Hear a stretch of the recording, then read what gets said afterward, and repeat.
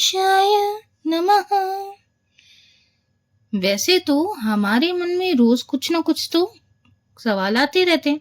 वैसे ही मैंने अपने पापा और नानी से एक सवाल पूछा जब वो मंदिर में बैठे थे कि गणेश जी को मोदक ही क्यों प्रिय है और मोदक के बिना उनकी पूजा क्यों अधूरी मानी जाती है और गणेश जी को 21 ही क्यों खिलाए जाते हैं। पापा, तो मेरे पापा ने मुझे हंसते एक जवाब दिया, तुझे रसगुल्ला क्यों पसंद है? मैं कहा मुझे खाना अच्छा लगता है, वैसे गणेश जी को मोदक पसंद है। फिर वैसे क्या तुझे कोई और मिठाई नहीं पसंद? कहा हाँ पसंद है। वैसे ही गणेश जी को बहुत सारी मिठाइयां पसंद, मगर उन्हें एक मिठाई बहुत ज्यादा पसंद है, वो है मोदक। अब मैंने कहा पर मोदक ही क्यों? तो पापा ने कहा चल मैं तुझे कहानी सुनाता हूँ। तो पापा ने कहानी बताना शुरू किया। तो कहानी इस तरह है।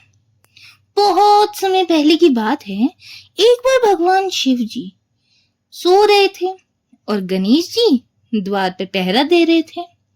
तभी परशुराम जी वहां पे शिव जी से मिलने के लिए पहुंचे, परंतु गणेश जी ने उन्हें द्वार पर ही रोक दिया।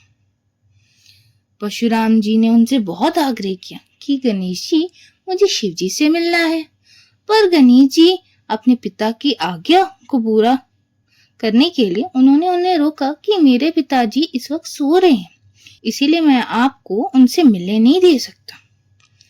इसी बात पर परशुराम को बहुत ही क्रोध आ गया और उनका गणेश जी के साथ युद्ध शुरू हो गया। युद्ध में परशुराम ने शिव जी द्वारा दिए गए परशु से गणेश जी पर प्रहार किया, जिससे गणेश जी का एक दांत टूट गया। युद्ध के दौरान दांत टूटने की वजह से गणेश जी को खाना चबाने में बहुत परेशानी होने लगी।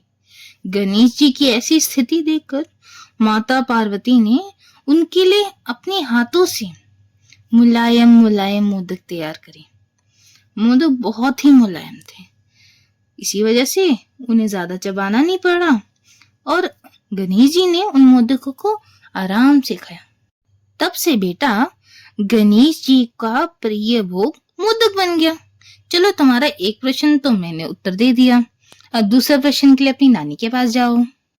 तब नानी ने कहा चलो बेटा अब मैं तुम्हें बताती हूँ गणेश जी को 21 मोदक ही क्यों चढ़ाए जाते हैं। बच्चे, कथा इस प्रकार है। एक बार जब भगवान शिव, देवी पार्वती और भगवान गणेश जंगल में ऋषि आत्रि और पत्नी देवी अनसुईया के घर गए, वहां पहुंचते ही भगवान शिव और गणेश, जिसके बाद माता अनसुईया ने उन सबके लिए भोजन का प्रबंध किया। खाना खाने के बाद देवी पार्वती और भगवान शिव की भूख तो शांत हो गई, लेकिन गणेश जी का पेट भर ही नहीं रहा था। गणेश जी की भूख बिल्कुल भी शांत नहीं हो रही थी और माता अनसुईया ने अलग अलग प्रकार के और व्यंजन बनाए, लेकिन उसके बावजूद गणेश जी की भूख शांत ही नहीं हो पा रही थी।